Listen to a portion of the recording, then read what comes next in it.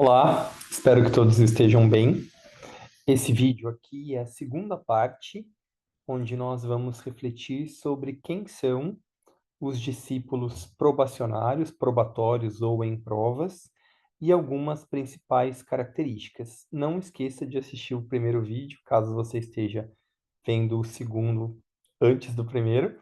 Ele já está lá também no nosso canal, na mesma playlist, e ele vai trazer toda a introdução, a diferença dos aspirantes para os discípulos em provas, o que que é marcante dessa fase, o que que é importante que seja desenvolvido, por que que ela existe.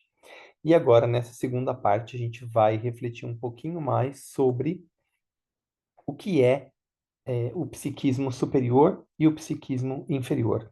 A gente viu que muitas vezes o discípulo em provas, ele busca manifestações, experimentações do seu psiquismo. Então, ele vai trabalhar, em geral, também com a mediunidade, com canalizações, ele vai buscar esse tipo de serviço, ele vai buscar esse tipo de atuação. E a gente vai ver que nessa fase, em fases anteriores, tudo bem que isso aconteça. Mas nessa fase, a ênfase deve ser a transferência desse psiquismo inferior para o psiquismo superior. E o que que é, então, esse psiquismo superior? Vamos dar uma olhada. Alice Bailey enfatiza como o discípulo probatório frequentemente se perde no que ela chama de psiquismo inferior. A razão para isso é que o probatório está tentando compreender e explorar esses reinos internos, e os fenômenos sutis e psíquicos vão capturar sua atenção. Então, lembra que a gente viu que o aspirante, ele é alguém que tem a sua personalidade em alguma medida integrada, corpus físico, emocional e mental funcionando em certa coerência, produz um certo magnetismo, porque em encarnações prévias foi cultivado um contato com a alma. Aí o aspirante tem uma fase mais materialista e uma fase mais espiritualista. Nessa fase espiritualista, ele tem algum tipo de domínio, ele chama atenção, ele tem um certo carisma. E aí, na fase de provas, esse terreno mais fértil fica um pouco mais infértil, fica um pouco mais restrito, desértico. Então ele acaba, porque justamente essa fase é para desenvolver qualidades. Então vem privações para que a alma perceba como aquela personalidade se desenvolve a partir dessas provas, né? Como que ela consegue, se ela consegue ou não, transcender a materialidade a partir de recursos internos e de consciência. O discípulo probatório, essa fase é muito pautada nisso. Então, naturalmente, vem anteriormente essa fase de florescimento, para que depois venha uma fase, como tudo na vida, né? De vai e volta, uma polaridade depois a outra, a polaridade inferior, posterior, perdão, ela é mais desértica, ela tem menos vida, menos brilho, porque justamente a ênfase é no desenvolvimento de qualidades. Então é importante a gente sempre lembrar disso, tá? E aí, então, no meio dessa escassez, o probatório, muitas vezes, ele tem um chamado interno da alma, então ele vai querer se envolver com esse tipo de fenômeno, de experiência. Por quê? Porque é aquilo que ele está ficando bom, né? Então ele quer, e isso tira um pouco esse ar de escassez, se apresenta um novo campo onde ele pode atuar, explorar, onde ele pode ter um certo brilho. Então, tudo isso é importante a gente prestar atenção em como a gente internamente responde a essas situações. Então, percebemos que estamos tendo certa tendência para o psiquismo inferior, porque isso está preenchendo a gente em alguma medida? Para, observa, pondera, analisa, como é que eu estou respondendo a isso? Por que será que eu preciso disso? Onde está a clivagem, ou o gap, ou o espaço dentro da minha personalidade que não está preenchido para que eu queira buscar esse preenchimento através do meu psiquismo? Então, sempre muita atenção, tá? Importante lembrar que em alguma medida a gente vai ter um pouco mais de um, de outro, mas a gente sempre tem, em alguma medida, características de probatórios também, tá bom?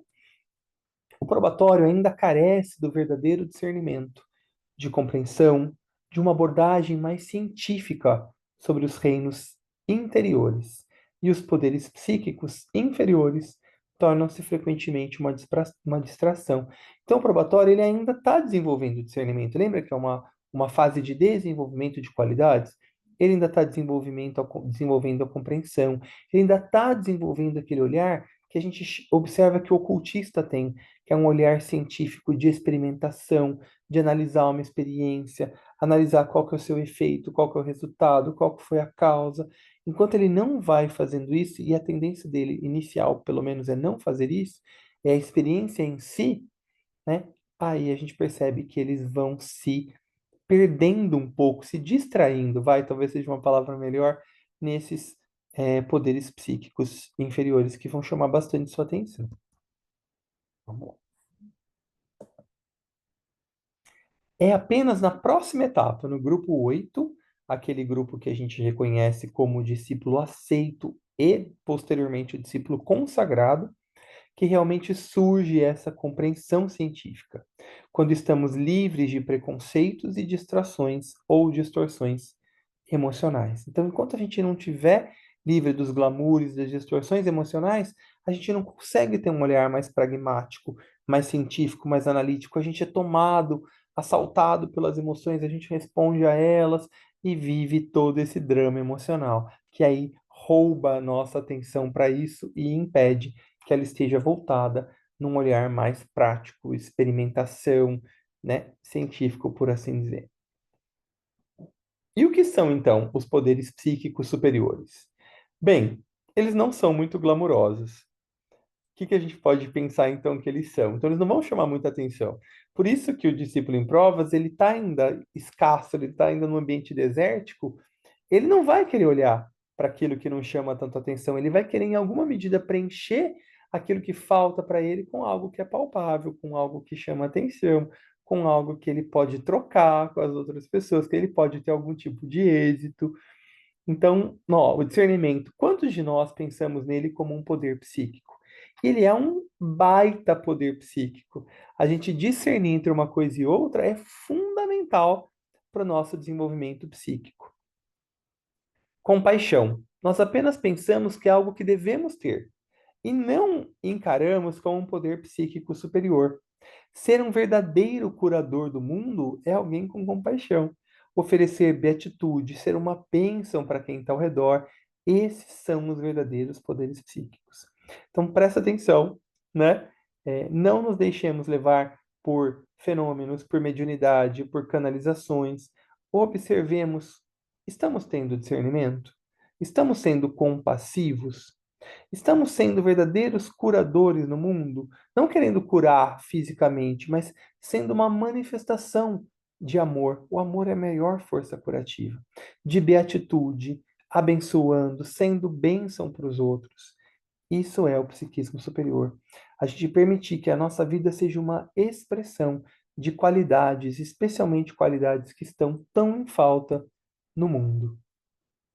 Só que isso não parece tão glamuroso, tão divertido quanto os poderes psíquicos chamados inferiores parecem. Na verdade, os poderes psíquicos superiores são muito mais difíceis de desenvolver. Precisam de mais tempo, de mais burilamento, de mais desenvolvimento e de humildade para a gente reconhecer isso. Por exemplo, se você for um vidente, você pode dizer para uma pessoa: olha lá, seu marido está te traindo.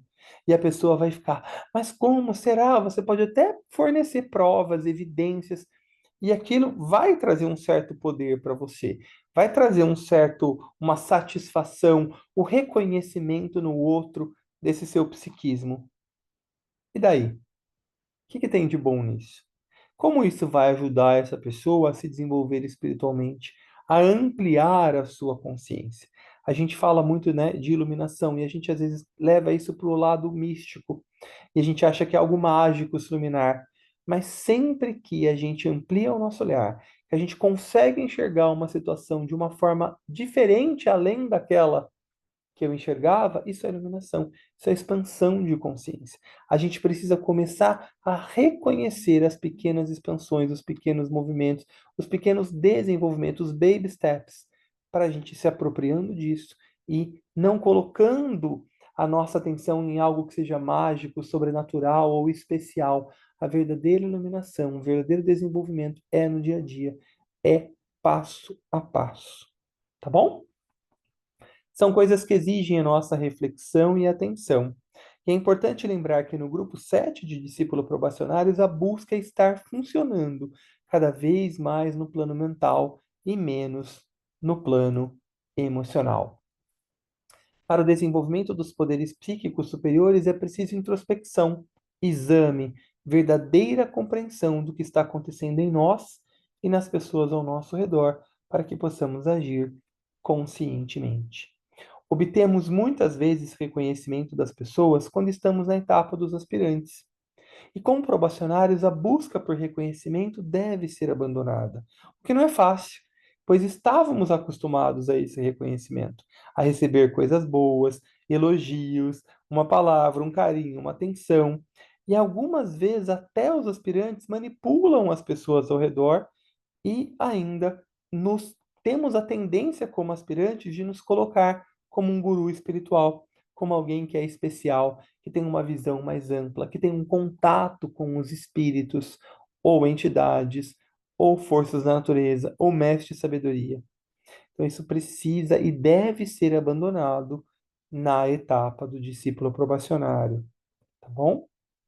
O que que é importante, né? É importante também a gente fazer o nosso trabalho psicológico, elaborar problemas de abandono, abuso, vícios de comportamento, narcisismo, escapismo. É preciso curar todas essas questões psicológicas se quisermos estabilizar o nosso emocional e, de fato, trabalhar nos planos mentais concretos e depois abstratos.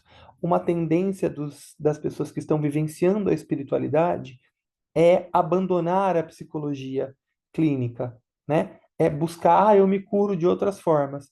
E a gente, quando faz isso, a gente não está tendo humildade de respeitar e valorizar aquela pessoa, aquele profissional que estudou por 4, 5 anos, diversas correntes de pensamento, né? Muitas áreas da psicologia bebem em fontes orientais, Jung, por exemplo, né? O Assagioli, por exemplo, o Viktor Frankl. Tem diversas escolas do pensamento psicológico que tem é, bebem na mesma fonte que tradições orientais espiritualistas. Então a gente não deve ter preconceito com isso. Pelo contrário, né, a gente precisa muitas vezes de tratamento psicológico para curar certas clivagens, que é um termo que o tibetano usa muito, ou bloqueios, ou é, gaps, é, espaços mesmo emocionais que vão fazer com que a nossa atenção vire e mexe se perca nisso, que vão fazer com que vire e mexe o nosso emocional busque através dos fenômenos, através do reconhecimento, preencher certas lacunas emocionais que a gente tem. Então, o trabalho da psicoterapia é fundamental no desenvolvimento espiritual, nessa transição da fase do aspirante para o discípulo probacionário e durante toda essa etapa de discipulado probatório. O auxílio psicológico é muito importante. Claro que aí você vai tentar perceber, reconhecer qual que é a linha psicológica que pode te ajudar melhor. Talvez no momento mais para frente você possa trabalhar com a psicologia transpessoal, com a psicossíntese, que foi criada também pela Sagioli, que você possa então conectar, preencher, né, essas escolas de pensamento que têm um olhar mais para o desenvolvimento espiritual. Aqui já fomos, né?